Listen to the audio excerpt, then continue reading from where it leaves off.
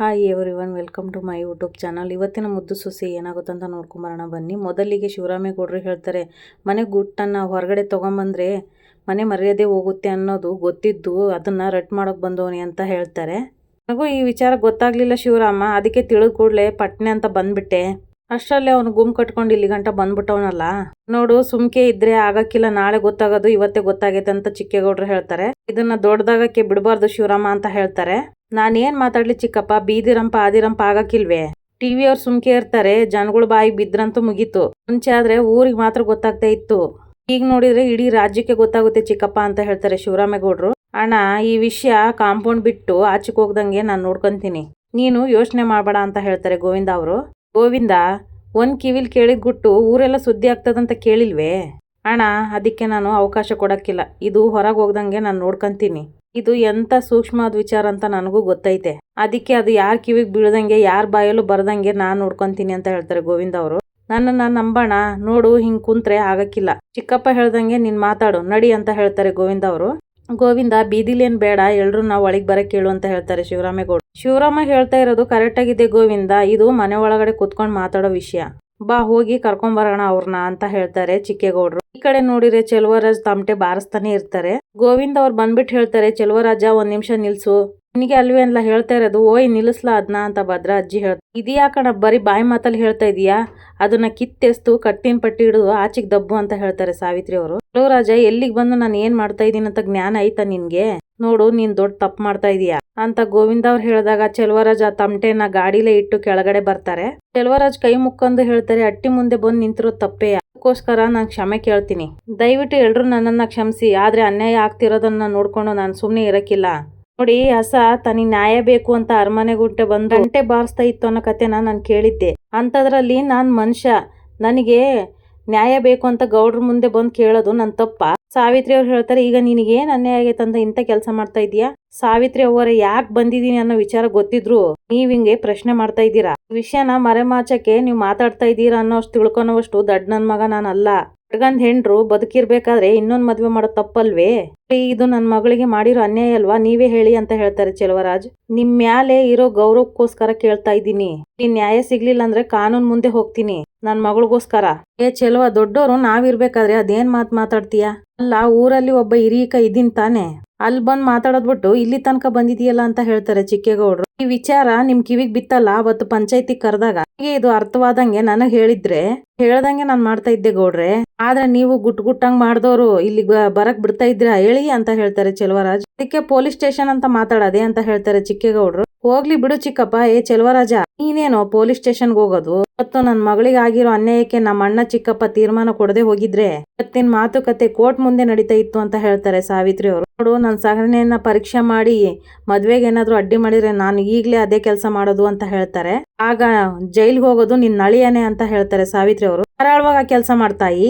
ಆಗ ಪೊಲೀಸ್ನವ್ರು ಬಂದು ವಿಚಾರಣೆ ಮಾಡ್ಬಿಟ್ಟು ಮಾಡ್ಬೇಕಾಗಿರೋ ಪರೀಕ್ಷೆನೆಲ್ಲ ಅವರೇ ಮಾಡ್ತಾರೆ. ಆಗ್ಲೇ ಅಲ್ವೇ ಸತ್ಯ ಏನು ಅಂತ ಗೊತ್ತಾಗೋದು? ಮಳೆಯಂದ್ರನ್ ಮೇಲೆ ನನಗೆ ನಂಬಿಕೆ ಐತೆ, ಅದನ್ನು ಮೀರಿ ಅವ್ರು ಏನಾದ್ರು ತಪ್ಪು ಮಾಡಿದ್ರೆ ಅವ್ರ ಶಿಕ್ಷೆ ಅನ್ಭವಿಸ್ಲಿ ಬಿಡಿ, ಆದ್ರೆ ಯಾವ್ದೇ ಕಾರಣಕ್ಕೂ ನನ್ ಮಗಳು ಇರ್ಬೇಕಾದ್ರೆ ನಾನು ಇನ್ನೊಂದ್ ಮದ್ವೆ ಮಾಡಕ್ ಬಿಡಲ್ಲ ಅಂತ ಹೇಳ್ತಾರೆ ಚೆಲುವರಾಜ್. ಅವನಿಗೆ ಅದೇನ್ ಬಂದದೋ ಏನೋ ಗೊತ್ತಿಲ್ಲ, ನಾವು ಗೌರವ ಉಳಿಸ್ಕೋಬೇಕು ಅನ್ನೋ ದಾರಿಲಿ ಇದ್ರೆ ಸರ್ವಾದೆ ಕಳಿಲೇಬೇಕು ಅಂತ ಹಠ ತೊಟ್ಟು ನಿಂತವನೆ. ಅದಕ್ಕೆ ಇವನ್ ಮಾತಿಗೆ ಯಾವ್ದೇ ಕಾರಣಕ್ಕೂ ಸೊಪ್ಪು ಹಾಕ್ಬೇಡಿ ಚಿಕ್ಕಮ್ಮವ ಅಂತ ಹೇಳ್ತಾರೆ ಈಶ್ವರಿ ಅವರು. ಆಗ ಮಗಳು ನಮ್ಮ ಅಣ್ಣನ 6 ತಿಂಗಳು ಜೈಲಿಗೆ ಕಳ್ಸಿದ್ಲು, ಈಗ ಅಪ್ಪ ಭದ್ರನ್ನ ಜೈಲಿಗೆ ಕಳ್ಸಕ್ ನೋಡ್ತಾನೆ ಅಂತ ಹೇಳ್ತಾರೆ ಸಾವಿತ್ರಿ ಅವರು. ಏನು ಅವ್ರಿಗೆಲ್ಲ ವಸ್ತೆ ಎಲ್ಲ ಬಿಡತ್ಗೆ ಅಂತ ಹೇಳ್ತಾರೆ. ಅಲ್ಲಣ್ಣ, ಇವನ್ ಯಾವ ಊರ್ ದೊಣ್ಣೆ ನಾಯ್ಕ ಅಂತಂದ್ ಇವನ್ ಅಪ್ಪನೆ ಕೇಳ್ಕೊಂಡ್ ನಾವ್ ಮುಂದುವರಿಬೇಕು ಅಂತ ಸಾವಿತ್ರಿ ಅವ್ರು ಹೇಳ್ತಾರೆ. ನೋಡಿ, ನಾನೇನು ದೊಣ್ಣೆ ನಾಯ್ಕ, ನನ್ ಮಾತ್ ಕೇಳಿ ಅಂತ ನಾನು ಹೇಳ್ತಾ ಇಲ್ಲ, ನನ್ ಮಗಳಿಗೆ ಆಗ್ತಿರೋ ಅನ್ಯಾಯಕ್ಕೆ ನ್ಯಾಯ ಕೇಳ್ತಾ ಇದೀನಿ ಅಟೇಯ ಅಂತ ಚೆಲುವರಾಜ್ ಹೇಳ್ತಾರೆ. ಚೆಲುವರಾಜ, ಒಂದ್ ಮಾತ್ರ ತಿಳ್ಕೊಂಬಿಡು, ನೀನ್ ಇಲ್ಲೇ ತೆಲೆ ಕೆಳಗ್ ಮಾಡಿ ನಿಂತ್ರುವೆ ಮದ್ವೆ ಮಾತ್ರ ನಿಲ್ಸಕ್ ಆಗಕ್ಕಿಲ್ಲ ಅಂತ ಹೇಳ್ತಾರೆ ಸಾವಿತ್ರಿ ಅವರು. ನೋಡ್ರವ, ಇಲ್ಲಿ ಯಾರ್ ಏನೇ ಹಠ ಹಿಡಿದ್ರುವೆ ಇಲ್ಲಿ ನಡೆಯೋದು ಮಾತಲ್ಲ ಸತ್ಯ. ನಮ್ ಪರವಾಗಿ ಇರ್ಬೇಕಾದ್ರೆ ಈ ಮದ್ವೆ ಹೆಂಗ್ ನಡ್ದದಂತ ನಾನು ನೋಡ್ತೀನಿ ಅಂತ ಚೆಲುವರಾಜ್ ಹೇಳ್ತಾರೆ. ನಡೆಸಿದ್ರೆ ಏನ್ ಮಾಡಿ ಅಂತ ಸಾವಿತ್ರಿ ಅವ್ರು ಹೇಳ್ತಾರೆ. ಪ್ರಯತ್ನ ಮಾಡ್ತಾಯಿ, ಗೊತ್ತಾಯ್ತದೆ ಅಂತ ಚೆಲುವರಾಜ್ ಹೇಳ್ತಾರೆ. ಏನೋ ಸವಾಲ್ ಹಾಕ್ತಾ ಇದೀಯಾ? ನೋಡೇ ಬಿಡೋಣ, ಅದೇನಾಗುತ್ತೋ ಆಗ್ಲಿ ಅಂತ ಹೇಳ್ತಾರೆ ಸಾವಿತ್ರಿ ಅವರು. ನೋಡಿ, ಇದು ಸವಾಲಿನ ಪ್ರಶ್ನೆ ಅಲ್ಲ ಅಂತ ಚೆಲುವರಾಜ್ ಸಾವಿತ್ರಿ ಅವರು ವಾದಕ್ ಬೀಳ್ತಾರೆ. ಈಗ ಚಿತ್ರ ಅವ್ರು ಹೇಳ್ತಾರೆ, ಏನವ ಇದು ಕೋಳಿ ಜಗಳ ಆಡ್ದಂಗ್ ಆಡ್ತವ್ರೆ, ಆಡ್ಲಿ ಬಿಡ, ಇಬ್ರು ಛತ್ರಿಗಳೇ, ಜಗಳ ಆಡ್ಕೊಳ್ಳಿ, ಲಾಭ ಮಾತ್ರ ನಾವ್ ಮಾಡ್ಕೊಳ್ಳೋಣ ಅಂತ ಹೇಳ್ತಾರೆ ಈಶ್ವರಿ ಅವರು. ಹಿಂಗೇನ್ ಲಾಭನವ ಅಂತ ಕೇಳಿದಾಗ ಚಿತ್ರ ಅವರು, ಆಗ ಈಶ್ವರಿ ಅವ್ರು ಹೇಳ್ತಾರೆ, ಎಲ್ಲ ಈಗಲೇ ಹೇಳ್ಬಿಟ್ರೆ ಹೆಂಗೆ, ಒಂದು ಬುದ್ಧಿವಂತೆ ನೀನಾಗಿದ್ರೆ ನನ್ನ ಜೊತೆ ನೀನ್ ಯಾಕೆ ಇರ್ತಾ ಇದ್ದೆ, ಸುಮ್ನೆ ನಿಂತ್ಕೋ ಅಂತ ಹೇಳ್ತಾರೆ ಈಶ್ವರಿ ಅವರು. ಇಬ್ರು ಹೊಸಿ ಸುಮ್ಕೆ ಇದ್ದೀರಾ, ಬೀದಿಲ್ ನಿಂತು ಮಾತಾಡೋ ವಿಚಾರ ಅಲ್ಲ, ಒಳಗ್ ಕುತ್ಕೊಂಡ್ ಎಲ್ರು ಮಾತಾಡೋಣ, ಎಲ್ರು ಒಳಗ್ ಬನ್ನಿ ಅಂತ ಚಿಕ್ಕೇಗೌಡರು ಕೋಪ ಮಾಡ್ಕೊಂಡಾಗ ಎಲ್ರು ಒಳಗಡೆ ಬರ್ತಾರೆ. ಎಲ್ರು ಶಿವರಾಮೇಗೌಡ್ರ ಹತ್ರ ಬಂದು ನಿಂತಿರ್ತಾರೆ. ಆಗ ಗೋವಿಂದ ಅವ್ರು ಹೇಳ್ತಾರೆ, ಚಿಕ್ಕಪ್ಪ ಇನ್ನ ನೀವು ಸುಮ್ಕೆ ಕುಂತಿದ್ರೆ ಆಗಲ್ಲ, ಏನ್ ಮಾತಾಡ್ಬೇಕಂತ ಇದ್ರು ಮಾತಾಡಿ ಅಂತ ಹೇಳ್ತಾರೆ. ಭದ್ರನಿಂದ ವಿನಂತಿಗೆ ಅನ್ಯಾಯ ಆಗಿದೆ, ಅವಳಿಗೆ ನ್ಯಾಯ ಕೊಡಿಸ್ಬೇಕು ಅಂತ ನಾವೆಲ್ಲ ತೀರ್ಮಾನ ತಗೊಂಡು ಅವಳಿಗೆ ಮಾತಾಡಿದ್ದು ದಿಟ. ಆದ್ರೆ ಈಗ ಚೆಲುವರಾಜ ಅಂತ ಹೇಳ್ತಾ ಇರ್ಬೇಕಾದ್ರೆ ಚಿಕ್ಕೇಗೌಡರು ಸಾವಿತ್ರಿ ಅವ್ರು ಹೇಳ್ತಾರೆ, ಅಂದ್ರೆ ಇವನ್ ಬಂದನಂತ ತೀರ್ಮಾನ ಬದಲಾಯಿಸಕ್ಕಾಗುತ್ತ ಚಿಕ್ಕಪ್ಪ ಅಂತ ಕೇಳ್ತಾರೆ. ಸಾವಿತ್ರಿ, ನಾನ್ ಮಾತ್ ಮುಗಿಸೋ ತನಕ ನಿನ್ ಮಧ್ಯದಲ್ಲಿ ಮಾತಾಡ, ಸುಮ್ನೆ ನಿಂತ್ಕೋ ಅಂತ ಹೇಳ್ತಾರೆ ಚಿಕ್ಕೇಗೌಡರು. ಹಂಗಂದ್ರೆ ಹೆಂಗೆ ಚಿಕ್ಕಪ್ಪ, ಅನ್ಯಾಯ ಆಗಿರೋದು ನನ್ ಮಗಳಿಗೆ, ನಿನ್ ಮಗಳಿಗೆ ಅನ್ಯಾಯ ಆಗೈತಂತ ನೀನ್ ನ್ಯಾಯ ಕೇಳ್ದಂಗೆ ಚೆಲುವ ಅವ್ರ ಮಗಳಿಗೆ ಅನ್ಯಾಯ ಆಗೈತಂತ ನ್ಯಾಯ ಕೇಳ್ತಾನೆ ಅಂದ್ಮೇಲೆ ಅದನ್ನ ಮಾತಾಡಿ ಬಗೆಹರಿಸ್ಬೇಕು. ಅವಳಿಗೆ ಅನ್ಯಾಯ ಆಗದೆ ಇರಂಗೆ ಏನಾದ್ರೂ ದಾರಿ ಮಾಡ್ಬೇಕು, ಸುಮ್ನೆ ಇರು ಅಂತ ಹೇಳ್ತಾರೆ ಚಿಕ್ಕೇಗೌಡರು. ಚಿಕ್ಕಪ್ಪ ಅಂತ ಸಾವಿತ್ರಿ ಅವ್ರು ಹೇಳಿದಾಗ ಗೋವಿಂದ ಅವ್ರು ಹೇಳ್ತಾರೆ, ಸಾವಿತ್ರಿ ಚಿಕ್ಕಪ್ಪ ಮಾತಾಡ್ತೀನಂತ ಹೇಳಿದಾರೆ ತಾನೆ, ಅವ್ರು ಏನ್ ಹೇಳ್ತಾರಂತ ಒಸಿ ತಾಳ್ಮೆಯಿಂದ ಕೇಳಿಸ್ಕೊ ಅಂತ ಹೇಳ್ತಾರೆ. ಅಲ್ವಾ, ಇಲ್ಲಿ ತಪ್ಪಾಗಿರೋದಕ್ಕೆ ಆ ಮಗಿಗೆ ಅನ್ಯಾಯ ಆಗ್ಬಾರ್ದಂತ ನಾವ್ ಈ ತೀರ್ಮಾನಕ್ಕೆ ಬಂದಿರೋದು. ಆಗ ಊರಿನ ಮುಖ್ಯಸ್ಥರು ಹೇಳ್ತಾರೆ, ಚೆಲ್ವ ಕೇಳಿರೋದು ನ್ಯಾಯ ಐತೆ, ಕಾನೂನ್ ಪ್ರಕಾರ ಒಬ್ಬ ಹೆಂಡ್ರು ಬದುಕಿರುವಾಗ ಇನ್ನೊಬ್ಬ ಹೆಣ್ಣನ್ನ ಮದ್ವೆ ಆಗೋದು ಅಪರಾಧನೇ ತಾನೆ ಅಂತ ಹೇಳ್ತಾರೆ. ಶಿವರಾಮ ಇವ್ರ ಮಾತನ್ನ ಗಾಳಿ ತೂರಕ್ ಆಗಕ್ಕಿಲ್ಲ. ಈಗ ಭದ್ರನಿಂದ ವಿನಂತಿಗೆ ಅನ್ಯಾಯ ಆಗೈತೆ, ಅವಳಿಗೂ ನ್ಯಾಯ ಸಿಗ್ಬೇಕು. ಹಂಗೆಯೇ ಚೆಲ್ವ ವಿದ್ಯೆ ಒಪ್ಕೊಂಡಿದ್ದಿದ್ರೆ ಈ ಸಮಸ್ಯೆ ಬರ್ತಾನೆ ಇರ್ಲಿಲ್ಲ. ಆದ್ರೆ ಅವ್ರು ಇದಕ್ಕೆ ವಿರೋಧ ಮಾಡ್ತಾ ಇರೋದ್ರಿಂದ ನ್ಯಾಯ ಹೇಳ್ಬೇಕಾಗಿರೋ ಜಾಗದಲ್ಲಿ ಇರೋ ನೀನು ಅನ್ಯಾಯ ಮಾಡಿದ್ರೆ ದೊಡ್ಡ ಅಪರಾಧ ಆಗುತ್ತೆ. ಅದಕ್ಕೆ ನಾವೇನಾದ್ರೂ ಪರಿಹಾರ ಕಂಡಿಡ್ಕೋಬೇಕು ಅಂತ ಚಿಕ್ಕೇಗೌಡರು ಹೇಳ್ತಾರೆ. ಗೌಡ್ರೆ, ನಿಮ್ ಮಾತೆ ತೀರ್ಪು ಅಂತ ನಾವು ಸುತ್ತಳಿ ಜನ ನಂಬ್ತೀವಿ, ಇವೇ ಇಂಥ ತಪ್ಪು ನಿರ್ಧಾರ ತಗೊಂಡ್ರೆ ಹೆಂಗ್ ಹೇಳಿ ಅಂತ ಊರಿನ ಮುಖ್ಯಸ್ಥರು ಕೇಳ್ತಾರೆ. ಆಯ್ಕೆ ಜನ ಯಾರ ಮನೆ ಬಾಗಿಲು ತುಳಿಬೇಕು? ಶಿವರಾಮ, ಈ ವಿಚಾರ ಕೋರ್ಟು ಕೇಸು ಅಂತ ದೊಡ್ಡ ವಿಚಾರ ಆದ್ರೆ ಅಷ್ಟ, ಅದಕ್ಕೆ ನಾವು ಅವಕಾಶ ಮಾಡ್ಕೊಡೋದು ಬೇಡ, ಹೀಗೆ ಕೆಟ್ಟ ಹೆಸರು ಅಂತ ಚಿಕ್ಕೇಗೌಡರು ಹೇಳ್ತಾರೆ. ವಿನಂತಿ ನೋಡಿದ್ರೆ ಸನ್ನೆಯಲ್ಲಿ ಸಾವಿತ್ರಿ ಅವರಿಗೆ ಏನಾದ್ರೂ ಕೇಳು ಅಂತ ಹೇಳ್ತಾರೆ. ನೋಡೋಣ, ನೀನ್ ತೀರ್ಮಾನ ತಗೊಳಕಿಂತ ಮುಂಚೆ ಒಂದ್ ಹೇಳ್ತೀನಿ ಕೇಳಿಸ್ಕೊ, ಯಾವ್ದಾದ್ರು ದಯಾ ದಾಕ್ಷಿಣ್ಯಕ್ಕೆ ತಗೊಂಡಿರೋ ತೀರ್ಮಾನ ಬದಲಾಯಿಸ್ತೀನಿ ಅಂದ್ರೆ ಏನಾಗುತ್ತೆ ಅನ್ನೋದು ಮನ್ಸಲ್ಲಿ ಇರ್ಲಿ ಅಂತ ಸಾವಿತ್ರಿ ಅವ್ರು ಎಚ್ಚರಿಕೆ ಕೊಡ್ತಾರೆ ಶಿವರಾಮೇಗೌಡ್ರಿಗೆ. ಈ ಕಡೆ ಶಿವರಾಮೇಗೌಡ್ರು ಒಂದ್ ನಿಮಿಷ ಬಂದೆ ಅಂತ ಹೇಳಿ ಒಳಗಡೆ ಹೋಗ್ತಾರೆ. ಈ ಕಡೆ ಚಿತ್ರ ಅವ್ರು ಹೇಳ್ತಾರೆ, ಏನ್ಲ ಇದು ದೊಡ್ಡಪ್ಪ ಒಳಗೆ ಹೊಂಟೋದ್ರು, ಏನ್ ತೀರ್ಮಾನ ಮಾಡ್ತಾರೋ ಏನೋ ಅಂತ ಹೇಳ್ತಾರೆ ಚಿತ್ರ ಅವರು. ತೀರ್ಮಾನ ಏನಾದ್ರೂ ಮಾಡ್ಲಿ ಚಿತ್ರಕ್ಕ, ಅಂದ್ರೆ ಇವತ್ತು ಈ ಚೆಲ್ವ ಮಾಡಿರೋ ಕೆಲ್ಸದಿಂದ 3 ಅಡಿ ವಿರುದ್ಧ ಸೇಡ್ ತೀರ್ಸ್ಕೊಳ್ಳೋದಿಕ್ಕೆ ಅಮ್ಮನ್ಗೆ ಒಳ್ಳೆ ಅಸ್ತ್ರ ಸಿಕ್ಕಂಗಾಗದೆ ಅಂತ ಹೇಳ್ತಾರೆ ಸುಭಾಷ್. ಶಿವರಾಮೇಗೌಡರು ಪತ್ರನ ತಗೊಂಬಂದು ಟೇಬಲ್ ಮೇಲೆ ಇಟ್ಬಿಟ್ಟು ಹೇಳ್ತಾರೆ, ನೋಡ್ರಪ್ಪ, ಆಗಿರೋ ಅನ್ಯಾಯಕ್ಕೆ ಮಾತಾಡೋದಕ್ಕೆ ನನ್ಗೆ ಇಷ್ಟ ಇಲ್ಲ, ಅದ್ರ ಬಗ್ಗೆ ಮಾತಾಡೋದು ಇಲ್ಲ. ನಮ್ಮ ಮನೆ ಒಳಗಡೆ ನಮ್ಮ ಮಗನಿಂದ ನನ್ನ ತಂಗಿ ಮಗಳಿಗೆ ಅನ್ಯಾಯ ಆಗಿರೋದು ದಿಟ, ಅದಕ್ಕೆ ನಾನೇ ಸಾಕ್ಷಿ ಆಗ್ಬಿಟ್ಟುನಿ. ಭದ್ರಿಗೂ ವಿನಂತಿಗೂ ಮದ್ವೆ ಮಾಡ್ಬೇಕು ಅನ್ಕೊಂಡಿರೋದು. ಅನ್ಯಾಯ ಆಗಿರೋ ಹೆಣ್ಣಿಗೆ ನ್ಯಾಯ ಸಿಗ್ಲಿ ಅಂತ ಹೊರತು ಇನ್ನೊಂದು ಹೆಣ್ಣಿಗೆ ಅನ್ಯಾಯ ಆಗ್ಬೇಕು ಅನ್ನೋದಲ್ಲ. ಊರಿನ ಮುಖ್ಯಸ್ಥರು ಹೇಳ್ತಾರೆ, ನಿಮ್ಮ ಉದ್ದೇಶ ಅದ ಆಗಿಲ್ದೇ ಇರ್ಬೋದು ಗೌಡ್ರೆ, ಆದ್ರೆ ಈ ಮದ್ವೆಯಿಂದ ಏನಿಗೆ ಅನ್ಯಾಯ ಆಗ್ತಾ ಇರೋದು ನಿಜ ಅಲ್ವೇ ಅಂತ ಕೇಳ್ತಾರೆ. ಮಾತನ್ನು ನಾನು ನಂಬ್ತೀನಿ, ಹಂಗಂದ್ಬಿಟ್ಟು ಈ ಮದ್ವೆ ಮಾಡದೆ ಹೋದ್ರೆ ಇನ್ನೊಂದು ಅನಾಹುತಕ್ಕೆ ದಾರಿ ಮಾಡ್ಕೊಟ್ಟಂಗಾಗುತ್ತೆ. ಮದ್ವೆ ಮಾಡ್ತೀನಿ ಅಂದ್ರೆ ಚೆಲುವರಾಜ ಕಾನೂನು ಹೋರಾಟ ಮಾಡ್ತೀನಿ ಅಂತ ಹೇಳ್ತವನೆ. ಅಂದ್ಮೇಕೆ ಮುಂದೆ ಸಮಸ್ಯೆ ಆಗದೆ ಇರೋ ಹಂಗೆ ಅಂತಿಗೆ ಆಗಿರೋ ಅನ್ಯಾಯಕ್ಕೆ ನ್ಯಾಯ ಸಿಗೋಂಗೆ ನಾನು ತೀರ್ಮಾನ ಮಾಡಿದೀನಿ. ಏನ್ ತೀರ್ಮಾನ ಮಾಡಿದಿ ಅಂತ ಎಲ್ಲರ ಮುಂದ್ಗುಟ್ಟೆ ಹೇಳು ಶಿವರಾಮ ಅಂತ ಹೇಳ್ತಾರೆ ಚಿಕ್ಕೇಗೌಡರು.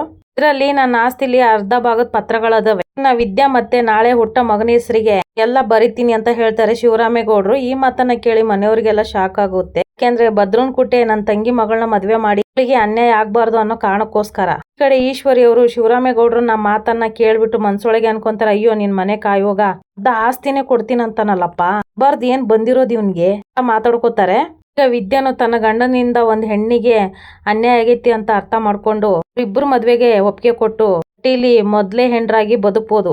ಅಂದ್ರೆ ನಾನ್ ಬದುಕಿರ್ಬೇಕಾದ್ರೆ ನನ್ ಗಂಡನ್ಗೆ ಇನ್ನೊಂದ್ ಮದ್ವೆ ಮಾಡ್ತೀರಾ ಅಂತ ಕಾನೂನ್ ಪ್ರಕಾರ ಹೋದ್ರೆ ಅವನು ಕಾನೂನ್ ಪ್ರಕಾರನೇ ಹೋಗಿ ಕೊಡ್ಸಿ ಇನ್ನೊಂದ್ ಮದ್ವೆ ಮಾಡ್ಬೇಕಾಗುತ್ತೆ ಅಂತ ಹೇಳ್ತಾರೆ ಶಿವರಾಮೇಗೌಡರು. ಆ ಮಾತಿಗೆ ವಿದ್ಯವರು ಅಳ್ತಾ ನಿಂತ್ ಬಿಡ್ತಾರೆ. ಇದೇ ನನ್ ಕೊನೆ ತೀರ್ಮಾನ, ಕಾನೂನ್ ಪ್ರಕಾರನೇ ಮದ್ವೆ ಮಾಡ್ಬೇಕು ಅಂದ್ರೆ ವಿದ್ಯಾ ಈ ಆಸ್ತಿ ಪತ್ರನೆಲ್ಲ ತಗೊಂಡು ಪಕ್ಕದಲ್ಲಿರೋ ಪತ್ರಕ್ಕೆ ಸೈನ್ ಮಾಡಕ್ ಹೇಳಿ ಅಂತ ಹೇಳ್ತಾರೆ ಶಿವರಾಮೇಗೌಡ. ಕ್ಷಣದಿಂದಲೇ ಡೈವರ್ಸ್ ಕೊಡೋದಕ್ಕೆ ಏನೆಲ್ಲ ಶುರು ಆಗ್ಬೇಕೋ ಅದು ಶುರುವಾಗುತ್ತೆ. ತೀರ್ಮಾನ ಮಾಡೋರು ನೀವೇ ಕೇಳ್ಬಿಡಿ ಅಂತ ಹೇಳ್ತಾರೆ ಶಿವರಾಮೇಗೌಡರು. ಅಲ್ಲ ಬಾವ, ಇದಕ್ಕೋಸ್ಕರ ಅವಳಿಗೆ ಅರ್ಧ ಆಸ್ತಿ ಕೊಡ್ತೀನಿ ಅನ್ನೋದು ಹೆಂಗೆ ಬಾವ ಅಂತ ಹೇಳ್ತಾರೆ ಈಶ್ವರಿ ಅವರು. ಈಶ್ವರಿ, ನಾನ್ ಇದು ಕಷ್ಟಪಟ್ಟು ಬೆವ್ರು ಸುರಿಸಿ ಸಂಪಾದನೆ ಮಾಡಿರೋ ಆಸ್ತಿ ಯಾರಿಗ್ ಬೇಕಾದ್ರೂ ಕೊಡ್ತೀನಿ, ಅದನ್ನ ಪ್ರಶ್ನೆ ಮಾಡೋ ಅಧಿಕಾರ ಇಲ್ಲಿ ಯಾರಿಗೂ ಇಲ್ಲ ಅಂತ ಹೇಳ್ತಾರೆ ಶಿವರಾಮೇಗೌಡರು.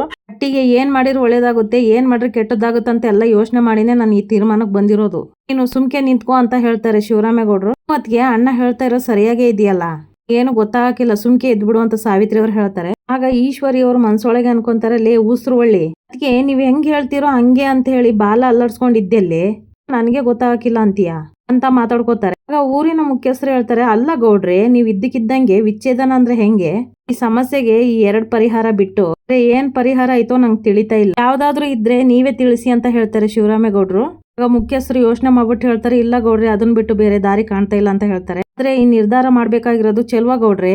ತೀರ್ಮಾನ ಇವಾಗ ನಿಂಗ್ ಬಿಟ್ಟದ್ದಲ್ವೇ? ಈ ಕಡೆ ನಿನ್ ಮಗಳಿಗೂ ಅನ್ಯಾಯ ಆಗದೆ, ಈ ಹೆಣ್ಮಗುಗೂ ಅನ್ಯಾಯ ಆಗದೆ, ಹಾಗೆ ಏನಾದ್ರೂ ತೀರ್ಮಾನ ಇದ್ರೆ ಹೇಳು ಅಂತ ಚಿಕ್ಕೇಗೌಡ್ರು ಕೇಳ್ತಾರೆ. ನಿರ್ಧಾರ ಒಂದೇ, ಯಾವುದೇ ಕಾರಣಕ್ಕೂ ಅಳಿಯಂದ್ರಿಗೆ ನನ್ನ ಮಗಳು ಒಬ್ಳೆ ಹೆಂಡ್ರಾಗಿರ್ಬೇಕು ಹಾಗಂತ ಚೆಲ್ವರಾಜ್ ಹೇಳ್ದಾಗ ಚಿಕ್ಕೇಗೌಡ್ರು ಹೇಳ್ತಾರೆ, ಅದು ಹೆಂಗಾಗುತ್ತೋ ಚೆಲ್ವಾ, ಭದ್ರ ತಪ್ಪು ಮಾಡ್ಬಿಟ್ಟವನೆ ಅಂತ ಹೇಳ್ತಾರೆ. ಇಲ್ಲ, ನನ್ನ ಅಳಿಯ ಯಾವುದೇ ಕಾರಣಕ್ಕೂ ತಪ್ಪು ಮಾಡಕ್ ಸಾಧ್ಯನೇ ಇಲ್ಲ ಅಂತ ಚೆಲ್ವರಾಜ್ ಹೇಳ್ತಾರೆ. ಅಣ್ಣಾರೆ ನೋಡಿರೋ ಸಾಕ್ಷಿ ಇರ್ಬೇಕಾದ್ರೆ ನಿನ್ ಬಾಯಿ ಮಾತಿನ ಸಾಕ್ಷಿ ನಡೆಯಕ್ಕಿಲ್ಲ ಬಿಡು ಅಂತ ಸಾವಿತ್ರಿ ಅವ್ರು ಹೇಳ್ತಾರೆ. ನೋಡು ಚೆಲ್ವಾ, ಈಗ ಶಿವರಾಮ ಎಲ್ಲಾ ತರ ಯೋಚನೆ ಮಾಡಿ ತೀರ್ಮಾನ ತಗೊಂಡಿದ್ದಾನೆ. ಮಾತ್ ಕೇಳಿದ್ಮೇಲೆ ಅವ್ರ ತೀರ್ಮಾನನೂ ಸರಿ ಅನಿಸ್ತದೆ ಅಂತ ಚಿಕ್ಕೇಗೌಡ್ರು ಹೇಳ್ತಾರೆ. ನೋಡು ಚೆಲ್ವಾ, ನಿನ್ ಮಗಳು ಈ ಮನೆ ಸೊಸೆಯಾಗಿರ್ಬೇಕು ಅಂದ್ರೆ ಆ ಹೆಣ್ಮಗಳು ನೋವನ್ನ ಅರ್ಥ ಮಾಡ್ಕೊಂಡು ಈ ಮದ್ವೆಗೆ ಒಪ್ಪಿಗೆ ಕೊಡ್ಲಿ. ಗಂಡನ್ಗೆ ಇನ್ನೊಂದ್ ಮದ್ವೆ ಮಾಡೋದು ಇಷ್ಟ ಇಲ್ಲ ಅಂದ್ರೆ ಗೌಡ್ರು ಹೇಳ್ದಂಗೆ ಆಸ್ತಿ ಪತ್ರ ತಗೊಂಡು ಅದ್ರ ಪಕ್ಕದಲ್ಲಿರೋ ಪತ್ರಕ್ಕೆ ಸೈನ್ ಹಾಕಿ ತೋರ್ಸ್ಕೊಡ್ಲಿ. ಆಮೇಲೆ ಕಾನೂನ್ ಪ್ರಕಾರ ಡೈವರ್ಸ್ ಆಗುತ್ತೆ ಅಂತ ಹೇಳ್ತಾರೆ ಊರಿನ ಮುಖ್ಯಸ್ಥರು. ಏನೋ ಒಸಿ ಕಿತ್ಕೊಂಡ್ ಹೋಗೋಣ ಅಂತ ತಾನೇ ನೀನ್ ಪಂಚಾಯತಿ ಸೇರ್ಸಿ ಎಲ್ಲ ರಂಪಾಟ ಮಾಡಿದ್ದು. ಆದ್ರೆ ಏನ್ ಮಾಡಿ ನಿನ್ನ ಅದೃಷ್ಟ, ನಮ್ಮ ಅಣ್ಣ ಅರ್ಧ ಆಸ್ತಿನೇ ದಾನ ಮಾಡ್ತಾನಲ್ಲ, ಸಂತೋಷವಾಗಿ ತಗೊಂಡ್ ಹೋಗು ಅಂತ ಸಾವಿತ್ರಿ ಅವ್ರು ಹೇಳ್ತಾರೆ. ನಾನು ಹಿಂಗ್ ಹೇಳ್ತೀನಿ ಅಂತ ಬೇಜಾರ್ ಮಾಡ್ಕೋಬೇಡ ಚೆಲ್ವಾ, ಮಗಳು ಶಿವರಾಮನ್ನ ಜೈಲಿಗೆ ಕಳ್ಸಿದ್ಲು ಅಂತ ಗೊತ್ತಾದಾಗಿಂದ ಗಂಡಿನ ಜೊತೆಲಿ ಅಟ್ಟಿಲ್ ಬಾಳ್ತಾ ಇಲ್ಲ. ಹೆಂಗಿದ್ರು ಆಗ್ಬಾರ್ದು ಅನಾಹುತ ಆಗೋಗದೆ. ಶಿವರಾಮ ಅಳ್ದು ತೂಗಿ ಸರಿಯಾಗಿ ನಿನ್ ಮಗಳಿಗೆ ನ್ಯಾಯ ಕೊಡ್ತಾ ಇದ್ದಾನೆ. ಈ ಆಸ್ತಿ ತಗೊಂಡು ಅವಳ ಜೀವನಕ್ಕೆ ಒಳ್ಳೆ ದಾರಿ ಮಾಡೋದು ಒಳ್ಳೇದ್ ಅನಿಸ್ತಾ ಇದೆ ಅಂತ ಚಿಕ್ಕೇಗೌಡ್ರು ಹೇಳ್ತಾರೆ. ವಿದ್ಯೆಯವ್ರ ಮನ್ಸೊಳಗೆ ಅನ್ಕೊಂತಾರೆ, ಯಾವ್ದೇ ಕಾರಣಕ್ಕೂ ಒಪ್ಕೋಬೇಡ ಅಂತ. ಇಲ್ಲಿಗೆ ಸಂಚಿಕೆ ಮುಗಿಯುತ್ತೆ.